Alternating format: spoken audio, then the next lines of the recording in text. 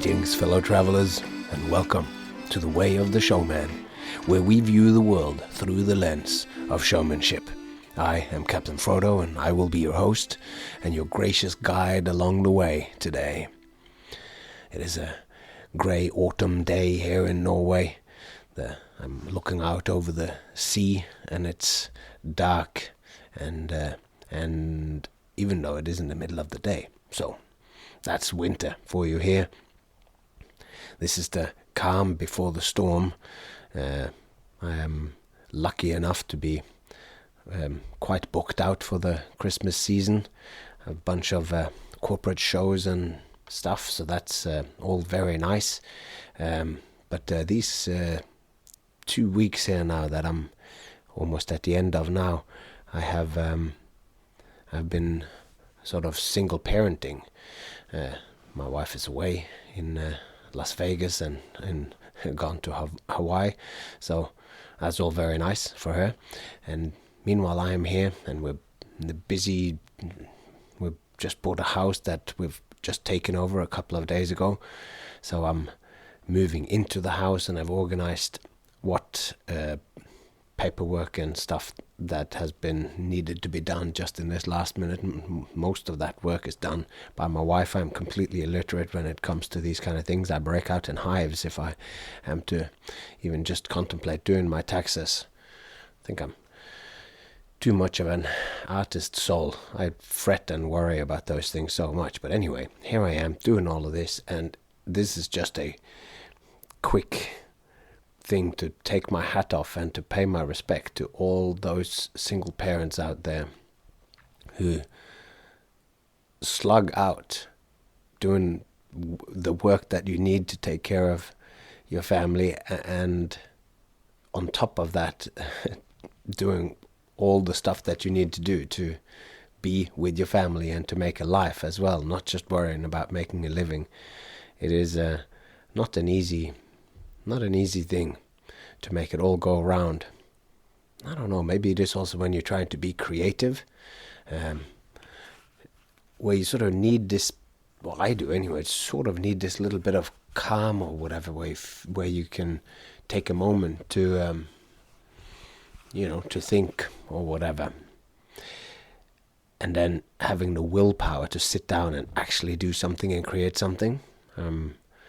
It is just difficult when there are so many little things that needs to be done to set off that little bit of time that you have when your child is in school or whatever time it is. My hat off to all those creatives out there who manage to create stuff in the midst of making a living and making a life and sharing all the love with your family. So, we're going to keep the preamble short today.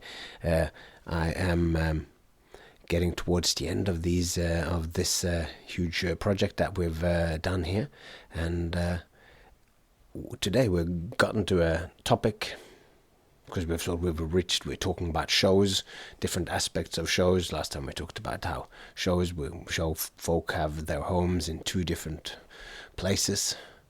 Which is a topic that was very near and dear to my heart when I first sort of arrived at that thought during the dark of the pandemic. And now we're going to have a little bit of a bigger sort of scope. We're talking a little bit about evolution and stuff again. And I am, without any further ado, we're going to move on to talk about the uselessness of shows.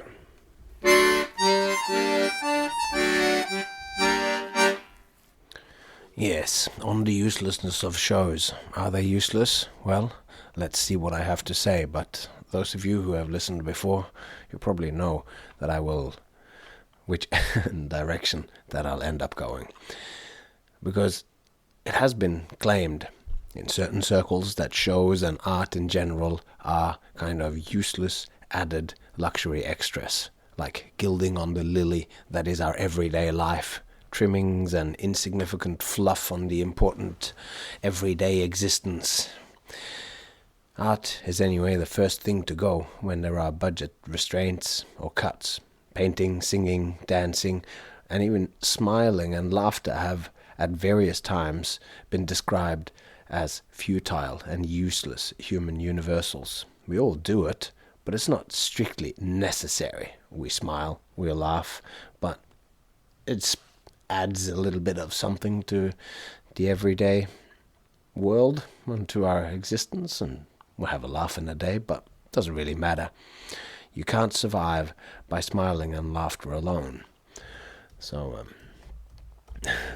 as a standard street show line used when asking for money is, it's great that you all clap and smile and laugh, but I don't know, this is not particular, this is, as I realize, this is not like the line, but this is a paraphrasing here. It's like, it's great that you all clap and smile and laugh, but I can't go to the supermarket and pay for my groceries with smiles and good times, so please put some money in my hat.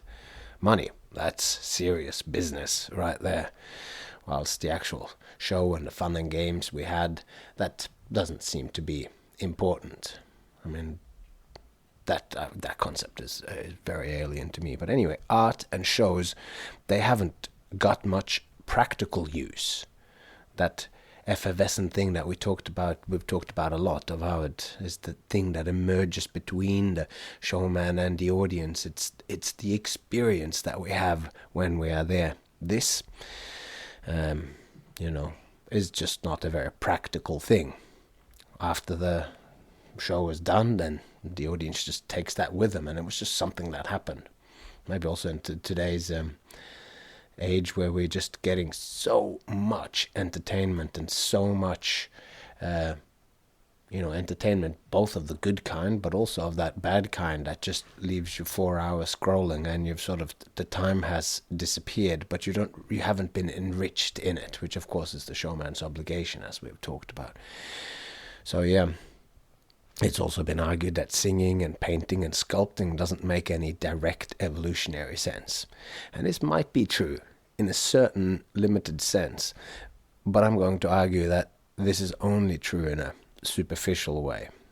And I am just making these statements that it has been argued this, and I'm doing this in a kind of folk wisdom kind of way. Anyone who is a creative artist out there have had that thing on, it'll be great for your exposure. Oh, we haven't got any money, but we would like some color and movement over in the corner on this thing here. It's like they want it, but they don't want to pay for it, so they don't quite take it seriously. Or so, and then it's a lot of the stuff that I'm thinking of here too is kind of, it's more academic, from more intellectual or philosophical ways. It's also been argued that singing and painting is, added extras, but not really.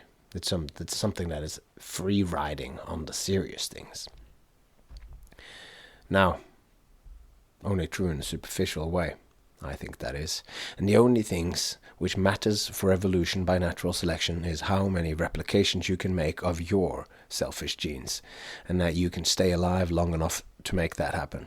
Another fact about evolution is that if you can't procreate your gene, then your gene line ends with you. Like if you can't procreate at all, then that's the end of you. And all those who begets no kids to carry on their biological lineage as ensouled and animated organic material, they will disappear from the fine, huge, great game of life. And this is the case with everything, all animals, fungi, and plants. If the reason you didn't have kids was caused by some biological trait, say that you were infertile, and this trait was shared by every person in your culture, that culture would disappear in one generation.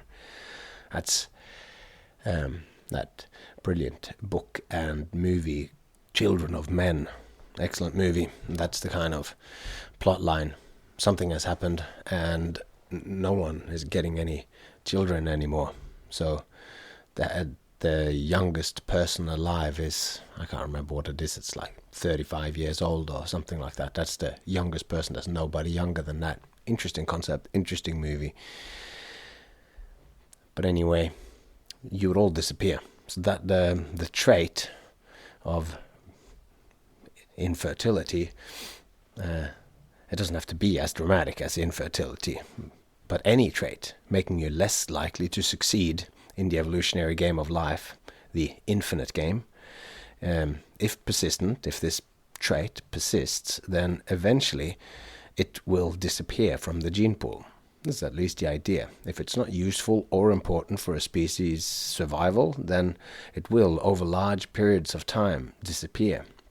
And that things that are beneficial to you, like if you can reach some leaves, this is the classic kind of example, of course, if you can reach some leaves that are out of reach for most other animals, then those animals with that little bit longer neck might just have a bigger chance of getting more kids, and that those kids are going to survive. And if that thing with the longer neck just continues and continues, and each generation has that 1 centimeter longer neck, that's a large leap, but 1 centimeter longer on average, if that gives you that extra bit of food that you need, then eventually we might end up with a giraffe. That's at least the idea. And if it's that the neck gets shorter and shorter until you can't get any food at all, this is such a ridiculous example, but yeah, then you'll disappear in the end. That trait will disappear. So it's then interesting to ponder that the evidence for the first date of humans creating art, it just keeps getting pushed further and further back into our evolutionary past. We currently know that we painted the walls of our caves as far back as 45,000 years ago, a date that keeps being pushed deeper into the past as further and older caves are found. Sometimes it's also just we find further ways into the cave, deeper into the cave, and then we find it there as well. So we also know that we played flutes. For certain, we know that we played flutes as far back as 42,000 years ago. And that's just because these are some of the artifacts and paintings which has survived long enough for us to find them. It would be natural to assume that most art created so long ago has disappeared. Certainly all the dances, rituals, and shamanic presentations, they've all disappeared as soon as they came to an end, leaving no material trace in the world but for the impressions in the hearts and the minds of their tribe.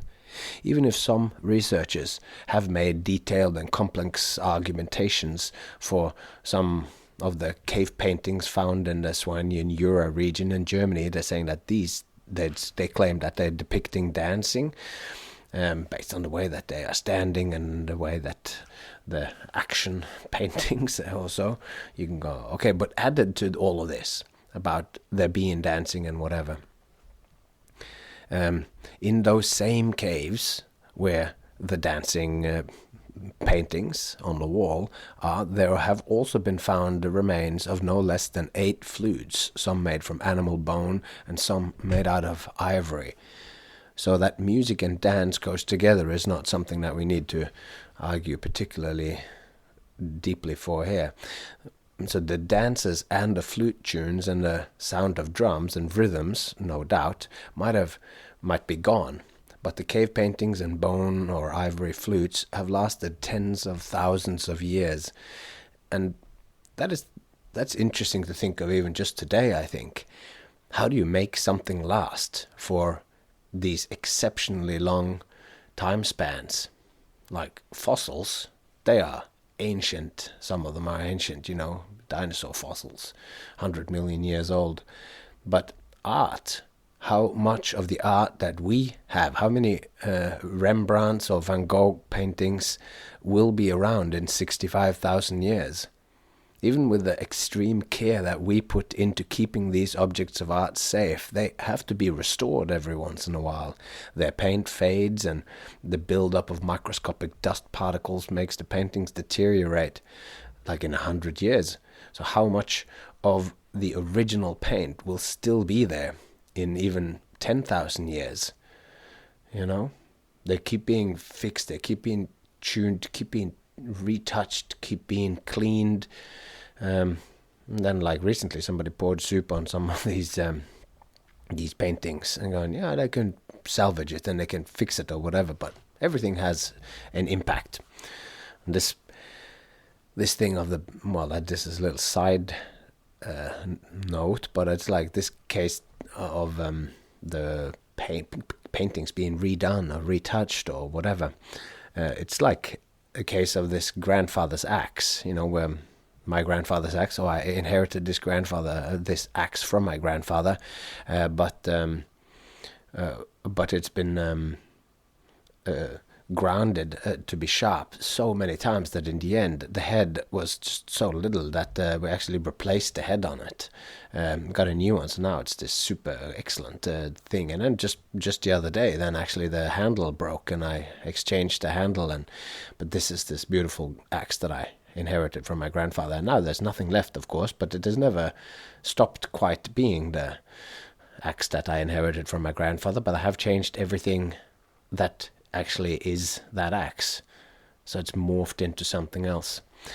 Is it a little bit like that with the paintings, that in the end the whatever left is deep, whatever's left of the original painting, that's deeply underneath other paints.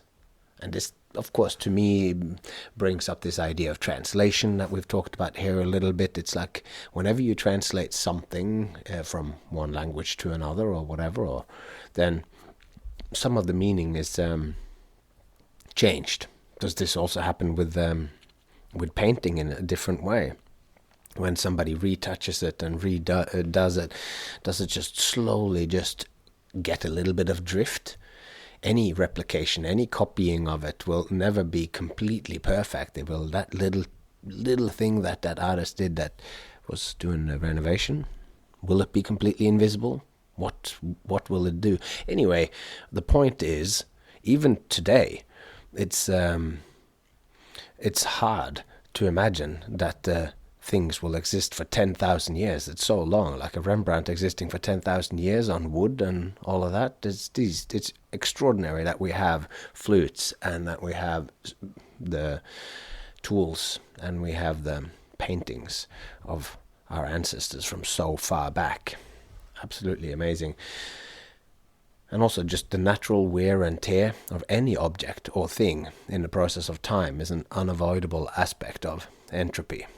Art is ephemeral, yet archaeology shows us that art has been part of the human behavior from, I'd say, pretty close to the beginning, if not from the very beginning. And I get the sense that art is what we do as soon as our needs are met. And possibly even not even then. Maybe it's not even that when our needs are met, then we start to do it. It's like when our needs are not met. That's when we don't find food, when we are scared, when we're being attacked by someone. I would imagine that that's the time when you huddle together too. And this ancient symbolic structure of showmanship of one person standing up in front of the others to rouse everybody up and to bring them in and for people to connect deeper, because that's our strength, standing together as a group. That's what's gonna ultimately, make us stronger than any other animal alive. And what that clan that stood the strongest, they might be able to dare to take down their defenders. And maybe it's not even from when our needs are met, but it's like when our needs aren't met, the huddling together, and that this is a time that it could have started already then. The singing and the chanting and the drumming and all of this. This was anyway, it's from the very beginning, I'd say. And the point being here is that we've been doing art. We have exhibited artistic behavior, I think, from the very beginning of our species. So evolution has not weeded this thing out. As we talked about before, how certain traits, if they aren't useful, they get weeded out. Certainly if they are deleterious, if they are negative, then they will disappear. And if they're just completely random, then they'll also be weeded out. So something about art must make it not useless to humans. It's not what we do to survive, but it is in a sense what we choose to do when survival has been secured. And again here, I'm not even sure if it's just that it's when survival has been secured, but that whilst we are trying to survive, art is what we do as human beings awake into the world, and as our consciousness has evolved to its present state, where existence to to only live to secure what we can go on, that we can go on living, that when this is not enough, and possibly before that, I'm muddling my argument here, but like, let's just continue on with this thing, that at least from when we have food and we all sit around and we do it, when we all sit around and we're eating food, and then everyone is satiated, then art comes. But I can't get this out of my head now. That is that it's probably from before that as well. Anyway, in light of this thing, that it's as soon as living is well, we're not just living in a subsistence existence where it's all about just we're only living to secure that we can go on living, but that's not enough. And in this light, then, art, laughter, and close-knit relationships emerges for me as a paramount reason for why we bother to survive at all. It's like the reason, why do we then go on living? As Camus says in the myth, what's it called, the myth of Sisyphus. Back to this thing, I've gone, the philosophical question of greatest importance is whether or not to kill yourself. It's that's very full on, of course, but it makes a fine point of this existence. It's got to be enjoyable. Schopenhauer says it's the boredom of existence shows that mere existence isn't enough. The fact that if you aren't doing anything at all and you're just sitting around, you get bored, and that's a slippery slope to the end of existence. So he goes, there's something more in existence here that you have to add to it, or whatever. And that what we add to it, it's like this all art that falls in under what we do here. This is what makes that without all of that, life would be a grave, as I seem to remember Dante says it. He doesn't say about art, he says it about love, but without love and art, our world would be a grave. Anyway, the point I believe to be missing in the view that art, singing and sculpting and traits like smiling and laughter, that they're useless, is that humanity's success has not just been in manipulating the environment. It's not just been because we're like tool-making animals, Homo habilis, but it's also in creating close-knit societies. And this is the basis of all culture and eventually all civilization. Communities rely on cooperation for their existence, and a community cannot emerge without cooperation, which again depends on shared and joint attention, which we've spoken about so much on this thing here. Communities are about connections. The connections made within the community are almost more important than the individual themselves. Each individual is also of ultimate importance when you look at one of them, but as a entity larger than the individuals, it's the connections that are made. This is what this in the brain, in between people, in the ideas, in the tool making. And this is it's not just though amongst us people or whatever. I think this is also this thing with connection and deeply interconnected things being stronger things. It's a trait that we also share with forests, or any web in nature. It's the natural state, I think, or a natural inevitable tendency in existence to connect deeper and deeper and in more and more intricate ways.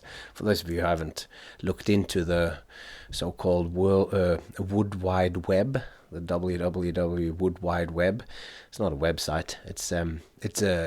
There's now her name escapes me, but there's many people now. There's one woman in particular that I'm thinking of that I can't remember, that did just some extraordinary work on looking at how trees are taking care of each other. Also, not just one tree giving food through the fungal kind of network of it's not just that, and not just that roots literally connecting up and them giving water to the that one oak tree gives water to another oak tree, which is related to itself, but actually that it gives food, nutrients, and it gives water to other trees that it is also not related to. So if you haven't looked into this stuff, this is some very, very cool stuff, complex networks. But of course, that I think, it is the natural state to connect deeper and deeper in more and more intricate ways. But to crown this achievement, perhaps, maybe that's just from the anthropocentric view, but we humans are ultra-social creatures, which means that we form even deeper and even more complex networks in the realm of memes as well as genes. Our ideas, they're so interconnected, and this is that whole realm where you could almost go, this is related to the shows, to what a show is. It's something that happens in between human beings. It's like my ideas that I'm sharing with you right now, I'm being shared with you, and you're receiving certain parts of it, and other bits are going by the wayside. Anyway, all these connections, the connections through the memes, through the ideas, and through the genes in the biological sense, all these connections bring a whole suite of traits and tendencies with it that make sense only when we look at ourselves as part of a group. There are things that we do which at first might not seem to have any direct utility, but some of these begin to make a whole lot of sense when we look at them from a group perspective. Smiling, laughter, and singing might only make a limited sense when done alone, but seen in the context of a group of people, even as small as a group of two, the smiling and laughter becomes meaningful, deeply meaningful. And as lone individuals, we don't do very well. And most of us would find it very hard to feed ourselves if there was some kind of a apocalypse. The COVID-19 pandemic proved that for many a home gardener, spending 400 hours and $2,000 to produce 2 cups of blueberries and an oddly shaped pumpkin and just enough salad for a few side dishes. So, beyond going to the store, we are relatively ignorant of how to provide enough calories for our family, let alone fixing a car or a computer or make sure that the electricity continues to run. And as a group, though, we are really smart, arguably the smartest thing in the known universe. And as much as we fail in certain aspects, we get other aspects wonderfully right. Even though we lie to ourselves about it and politicians and gurus claim they know, in our hearts, or when a child asks why the sky is blue, we know so very little. But we also know that in books, or on the internet, or for the old-fashioned amongst us, in real people that you meet, the knowledge can be found. Infinite knowledge, it's maybe not infinite, but it's certainly massive. There are people out there whose deepest passion is to know exactly why the sky is blue. It's their deepest passion to keep the power running, and it is their deepest interest to grow endless amounts of blueberries and gloriously shaped pumpkins, as we have just passed Halloween now. But alone, we know almost nothing, but between us, our collective distributed knowledge certainly is non-trivial. If we truthfully look at how little we know, it can quickly get quite daunting and humbling. If you have trouble thinking of anything that you don't understand, you find yourself face to face with the Dunning-Kruger effect. The simple fact that we don't know what we don't know, combined with the fact that knowing a little makes one think one knows a lot, whilst the more you know, the more you become aware of how little you actually know. When you think you know everything, all it takes is an encounter with Socrates and his persistent questions. Some Socratic, and here the role of Socrates can always be substituted with a child, just endlessly and persistently asking questions, always digging deeper, like, the child, just like Socrates, always asking a parent, why? And you try to explain, and they go, why? why, and you get sometimes very quickly, within just a few questions, you end up with just these very deeply profound and complex questions. So it's good. So very soon after, just I don't know how many, just within 2 or 3 whys, you often butt up against your own personal ignorance. So all this is to say that there are things which are apparently useless to individuals which are very useful for groups, like art, which certainly can be seen as useless in isolation, but placed into a group context, it's the glue that holds it all together. And the other side of the laughter is useful debate. There are the scholars like Robin Dunbar. He's the one that's famous for the sort of Dunbar number. I can't even remember what it is, but it's like 140 or 150 or whatever, which is the amount of people that can be within a group before you start. The maximum number that can be within a group that you actually genuinely can connect to. And I can't remember what it was, but I thought it was just over 100 and something.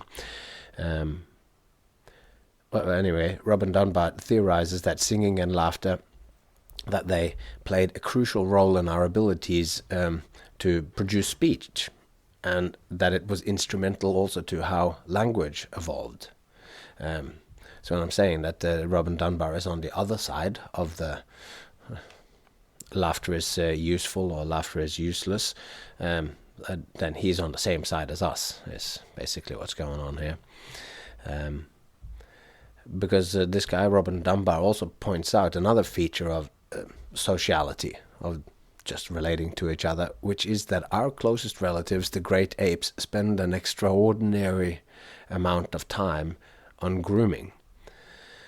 Bonds and relationships are strengthened and forged by one ape grooming another. That's meaning making sure that their fur is okay, and picking and touching each other. And we can look at it and you can say, well, they are doing that and they're keeping the fur clean and they're making sure that but it's just being in the presence of each other and touching each other in a comforting way. I think it's fair to say. And this doesn't only foster bonds between the individuals engaging in the activity, but in periods where a tribe of apes are grooming each other, the whole tribe as a group is benefiting, even if certain individuals receive no real direct grooming. And in the process, relations are forged and strengthened, hierarchies are maintained, and disputes and disagreements are soothed. And of course, there's many reasons for why, when you're sitting in a group, even if you are just sitting there munching on some leaves, because apes do have to eat a lot of leaves because they get so little nutrition out of the thing. It's not like eating cooked food, which we're doing all the time, and it's so, your body takes up so much. They got to spend a lot of time eating. So you're just sitting there eating, and you're very calm. And maybe someone you care about, maybe someone you're related to directly, your kid or your significant other or whatever, they're being groomed, and you see that, and you see what's going on, and you see how a discrepancy is being mended by someone grooming each other, and they feel good. So I think that's what that means, that idea that it's not magic, that when somebody's grooming in the group, everybody feels better, but it just ties people together. Anyway, what Robin Dunbar then proposes is that music, or more specifically singing and laughter, the human activity of those things, that these could function as a kind of social grooming. That if one ape can make the others, or if they could, make it laugh, and we know that they do exhibit something sort of similar to that when something unexpected happens, that this would then help the bonding of the group. It would serve the same function as the grooming, so that laughter could. And imagine a group of ancient humans losing their fire in a time when fire was something you found, not something you made, which is an incredible thing to think of, I think. Just something you could gather. when fire was something that you sort of captured in the wild and brought it home with you, where you fed it sticks and logs. Well, this, if the fire went out, this would be an existential crisis, where, and if this happened, if one human then stood up before the others to sing, and this song, for the others to listen or to participate in, so this song then could capture and express the emotions of loss. This could heal and kindle a new fire in the hearts of the tribe, a fire that unifies them in the hurt and the fear and uncertainty. And this song could then remind them of who they are, not who the singer is or who they are when they're singing, or each of the many people listening, but who they are, together, the tribe, the flock. The song then, and its fire kindled, is carried along in the hearts of those braves who set out into the Paleolithic wilderness with its saber-toothed tigers and cave bears and cantankerous woolly rhinos and the relentless elements of the Ice Age environments. These cold wanderers on their quest for fire out there in the wilderness to bring fire home, they feel this song and they feel this experience, that they carry it with them in their memory, and it imprints on them, not intellectually, emotionally, to the deepest kind of cause of why we do it. And it's this kind of feeling and this kind of connection that makes that person wandering out in the dark of the wilderness looking for fire, that person will now lay down their life if it's necessary for the tribe, if it can get if it thinks that its own death can bring the fire back. So there you go. That's very useful, isn't it? As I found out researching this, the way that humans sing is also unique in the animal kingdom, because this goes back to this hypersociality and how connected we are, because we are the only species which, when one individual starts singing, we others join in. Even if we don't know the song, we join in by clapping or stomping rhythms, and we can hum harmonies and sing sympathetic melodies along. And no doubt there was some sort of singing before there was words. We recognize notes and tones that are... Anyway, but that's a long story. We were singing before we even spoke, I think. But when we hear the music, when somebody brings up a mood through tones, then we lean in, and then we join in, as we spoke about, The attention is captured, the attention is joined, we join together, we lean in, and then we all join in, and we pay attention to each other, a reciprocal joint attention through which we converse and participate together in music, and connections are forged immediately, like the melody and words, if there are any, how they reach out and kind of grooms the others. The rest of the tribe. It reaches out and holds the hand of everyone who can hear it. So it's like they're all sitting there holding hands, so it's through touch, but it's also music. It moves us in mysterious ways. Birds as well, of course they sing, but birds all have their own melodies, and one bird doesn't want to blend in and mash up with the others who are chirping. It wants to stand out and be noticed. It can be some sort of dialogue where one bird is tweeting and is looking for a mate or whatever. But birdsong is intrinsically individualistic in nature. And the fact that everything about music suggests that its nature is sharing and non-competitive, this adds to the fact that music and the arts in general are of great importance when we humans gather. It must be important to us because it becomes this weird distinguishing feature. We also sing, there are music, there are precedents for everything that humans do out there, but we've taken certain things in nature and we've elevated it to a level that is not found there. And singing, turns out, is one of those things too. And as we saw indicated in an earlier episode where I talked about looking and the gaze and that this idea of the cooperative eye hypothesis, that the white in our eyes, the fact that we have the pupil in the middle and then you have the white sclera around it, all this makes it's so easy to see what it is that we are looking at. And this suggests, as I'm not going to go through all of this, but it suggests that we might have evolved in a cooperative environment where letting others know what you're thinking and intending by you looking at it. We often look at the things that we're about to do, and it tells a lot about us by knowing that. And for the eye to have changed like this, we need to have been within an environment where others knowing your intentions and what you wanted to do, that this wasn't exploited and used against you. We became humans in a deeply trusting and cooperative environment. And that this is more important than this nature in tooth and claw. And it wasn't that we fought each other, and I think it's a very endearing idea.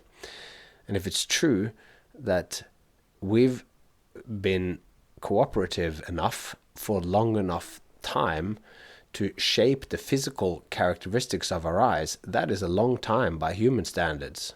Like, how long does it take for a trait of, like, the ape's eyes are much darker, so it's harder to know exactly what they're looking at. And as a result, if you put you can trick an ape by looking at something, and you just look to the side, you look to the left with the eyes, and the monkey or ape will take the direction of your face, so the direction of your head as to what you're looking at, because it doesn't pay properly attention to your eyes unless they've been in contact with human beings, because they're smart, so they'll learn, but it's not a normal behavior for them. So for us, we have to put sunglasses on so that people don't know what you're looking at, because we look at the eyes. But for that time to change, that is a long time for eyes to change. And this group functions, that I think then that the group functions of laughter, music and art as social bonding glue, this also to me points to a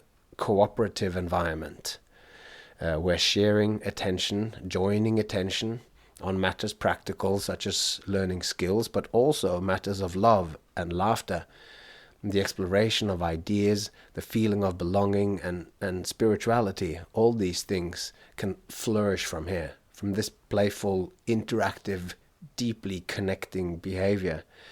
So to me, these are powerful indicators that this process that I call illuminated showmanship, or that we call showmanship, or this connection, that this has been present from the dawn of our species, and in fact might have been part of actually creating the species. That's a big, bold claim, but I also like that it has with it here that it comes from a place of connection and a place of love that goes beyond, not just from the parent to the child, or even more specifically from the mother to the child, but that it is to the whole group. We're going to talk about that in some coming episodes. But I do have to give it to those who suggest that what we do as artists and performers, that it is useless in certain practical sense, or in any practical sense for some of it, because there is a grain of truth in this, since we don't dance or sing because it is useful in the common usage of that word. We do it because of the way that it makes us feel. And the thoughts and emotions that arise when we dance, when we sing, when we watch a performance, when we participate in ritual or ceremony, this is of value in and of itself. That's why we do it. It offers a participatory experience different from the everyday state of mind. Not less valuable than logic and reason and hunting and killing enemies. The artful state of mind is inclusive, connecting and open, and it's what we seek beyond the mundane necessities in life, and we've been doing it since arguably before we were human beings. Our art and shows are expressions of our individuality, but only to a certain point. As a showman, you want to show man. Show others something which is of interest to them because of our shared humanity. Art does not lock down and limit. It does not simplify like a mathematical equation. 1 + 1 = 2 is very different from this man and this other man are blood brothers. And they are at the same time one and one, but also they are inseparable as a unit of two. Blood brothers. It's not just 1 + 1 = 2. It is a whole another level of connection and depth and meaning in here. And the artful mindset, it connects and opens up possibilities and makes these possibilities real and felt. It does not lessen and explain something and simplify it. It invites joining in, and it complexifies everything. Exactly because it's not life and death matters. Because artful connections happens when we have eaten, when we are safe and together, but it also happens when we're on the trail of an animal hunting, and when we're preparing for war or whatever. As awful as it is to think about that, but this is the dimension that we humans add to the hunt. It's what we add to survival, it's what we add to being together, it's what we human beings add to life and existence. The artful approach is a playful activity and a mode of being which in its full expression is what makes us humans. It's playful, but it's deadly serious. And thanks a lot for coming along on this explorations of the usefulness of art. It's been a pleasure sharing this leg of the journey with you, and until next time, all I'm gonna ask for is, tell a friend that this thing exists. That's all you need to do. You don't have to do anything more than that. I have been blessed over the last little bit to have a lot of extra people have found me. Know that after I did a lecture at the Magic Convention, Illusions in Horsens, then a lot of people have found me through that. So that's great. It's really nice to see that after hearing me speak passionately about these things live, that it results in lots of extra people who are listening, which is very nice. So maybe someone you like, somebody do you respect, or somebody that you think are lost, or somebody who's already peaking at their game. Anyway, whoever it is, if you like someone, maybe this will be really nice for them as well. So tell someone you love about the way of the showman. Maybe it is for them as well as for you. And until next time, all that's left to say is take care of yourself and those you love, and I hope to see you along the way.